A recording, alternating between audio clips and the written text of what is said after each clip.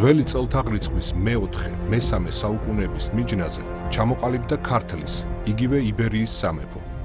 სახელმწიფოს შექმნის მთავარი მამოძრავებელი და მისი განვითარების წარმმართველი ძალა მოსოხები, მესხები იყვნენ. ქრისტეს შობამდე მე-6 საუკუნეში ჩამოყალიბდა მსოფლიო სავაჭრო-ეკონომიკური სისტემა, აბრეშუმის გზა, რომელშიც გაერთიანდა ცივილიზებული სამყარო პირინეიდან იაპონიამდე. მე-6 საუკუნეშივე აბრეშუმის გზის პოლიტიკური კონტროლი ორმა მსოფლიო პოლიტიკურმა სისტემამ იტვირთა. დასავლეთით საზღვაო პოლისურმა საბერძნეთმა, აღმოსავლეთით სახმელეთო სპარსეთის იმპერიამ. მე-4 საუკუნეში ორივე სამყარო ერთიან ელინისტურ სივრცეში მოაქცია ალექსანდრე მაკედონელმა. დაიწყო ხალხთა და კულტურათა ტოტალური ინტეგრაციის პროცესი. მრავალი ტომი გაქრა გაითქვიფა უფრო მძლავრ ტომთა შორის. თვითმყოფადობა მხოლოდ მათ შეინარჩუნეს, ვინც თავისი განუმეორებელი ადგილი მოძებნა ახალ მსოფლიო სისტემაში. მათ შორის აღმოჩნდნენ ჩვენი წინაპრებიც, მესხების მეთაურობით. აბრეშუმის გზის ფუნქციონირებას ყველაზე დიდ საფრთხეს დიდ სტეპში მოთარეშე ბარბაროსები უქმნიდნენ. კავკასიის ქედი უმნიშვნელოვანესი მიჯნა იყო ბარბაროსთა სამყაროსა და აბრეშუმის გზას შორის. მცირე აზიაში მცხოვრები მესხები მიხვდნენ, რომ აბრეშუმის გზის მაკონტროლებელ იმპერიათა ზეწოლას ვერ გაუძლებდნენ და მათმა ერთმა ნაწილმა მე-6 საუკუნეში ჩრდილოეთით გადმოინაცვლა, თანამედროვე საქართველოს ტერიტორიაზე. მესხებმა დაიკავეს კავკასიონის უღელტეხილები და ბარბაროსთა სამხრეთით მოძრაობაზე კონტროლი დაამყარეს. ამიერიდან თუკი ბერძნები ან სპარსელები შეეცდებოდნენ ქართლის დაპყრობას, ქართველები გახსნიდნენ დარიალის კარებს, აბრეშუმის გზას შეუსევდნენ ბარბაროსებს, მსოფლიო ეკონომიკურ კრიზისს გამოიწვევდნენ და აიძულებდნენ დამპყრობლებს ხელი აეღო ექსპანსიაზე. მე-6-მე-4 საუკუნეებში ამ სტრატეგიამ გაამართლა. 324-23 წლებში ახალი საფრთხე გამოჩნდა. ალექსანდრე მაკედონელმა მსოფლიო იმპერია შექმნა.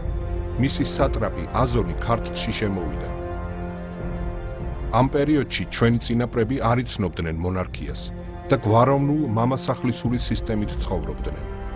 სახალხო კრებისა და კოლექტიური მართვის ეს მოდელი ერთობ დემოკრატიულია, მაგრამ ექსტრემალურ სიტუაციაში ფრიად ასუსტებს ქვეყნის ბრძოლის უნარიანობას. ქართლში მოულოდნელად შემოჭრილ აზონს თან ახლდა მაკედონურ სამხედრო ყაიდაზე აწყობილი მხედრობა. მათთან შესარკინებლად სათანადო ძალების მობილიზება დროულად ვერ მოახერხეს იბერიელმა მამასახლისებმა და სწორედ ამ მიზეზით დამარცხდნენ. ბრძოლაში დაიღუპა მცხეთის მამასახლისი სამარა. საქართველო ელინიზაციის საფრთხის წინაშე აღმოჩნდა. თავად აზონი არიან ქართლიდან იგივე სპარსეთის ხელში მყოფი ქართული ქვეყნიდან, კაბადოკიიდან იყო. ქართლში გავრცელება დაიწყო სპარსულმა და ბერძნულმა კულტურამ. უცხო ენა და რელიგია მკვიდრდებოდა იბერიაში. ქართველთა თვითმყოფადობის გადარჩენის მისია მცხეთის მამასახლისის მცირეწლოვანმა ძმისულმა, ფარნავაზმა იტვირთა. ფარნავაზი, როგორც ძველი არისტოკრატიის წარმომადგენელი, აზონის კარზე მიღებული პირი იყო. ამავდროულად მესხი წარჩინებულები მას თავის პოტენციურ ლიდერად მოიაზრებდნენ. რაინდულის საფეხურების გავლისა და უმაღლესი ხელდასხმის მიღების შემდეგ მას მორჩილება გამოუცხადეს ქართველური გვარტომობის არხონტებმა, მათ შორის კოლხთა უპირველესმა მამამთავარმა ქუჯიმ. დაიწყო აჯანყება. აზონმა ქართლში დასაყრდენი ვერ იპოვა. მცირე აზიაში გაიქცა და იქაურ ბერძენთა ლაშქრის შემწეობით იბერიის ხელახლა დაპყრობას შეეცადა, მაგრამ ამაოდ. ერთი წინამძღოლის ფარნავაზის გარშემო შედუღაბებული საქართველოს დამარცხება თვით დიდი მაკედონელის მსოფლიო იმპერიამაც ვერ შეძლო. ფარნავაზმა მამასახლისთა თანხმობით ქართლის სახელმწიფო სისტემა არიულ მონარქიულ ყაიდაზე გადააწყო. ამიერიდან ქვეყნის უზენაეს მმართველად მამასახლისის ნაცვლად იქცა მეფე. მამასახლისები და რეგიონები მეფის მიერ დადგენილ ერისთავთა ხელქვეით გაერთიანდნენ. სამხედრო სფერო ცენტრალიზებულ მართვის სისტემაში მოექცა.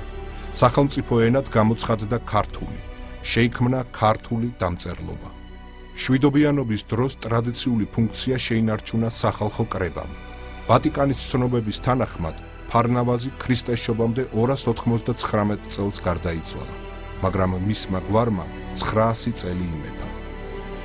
ცენტრალიზებულ მტკიცე სამხედრო სისტემის მქონე სამეფოდ ქცეულ ქართლს საოცრად მოხერხებულად შეეძლო გეოპოლიტიკური ფაქტორებით მანიპულირება, ბარბაროსთა თარეშის რეგულირება, აბრეშუმის გზით სარგებლობის მიღება, ეროვნული კულტურის, მამულისა და თავისუფლების შენარჩუნება.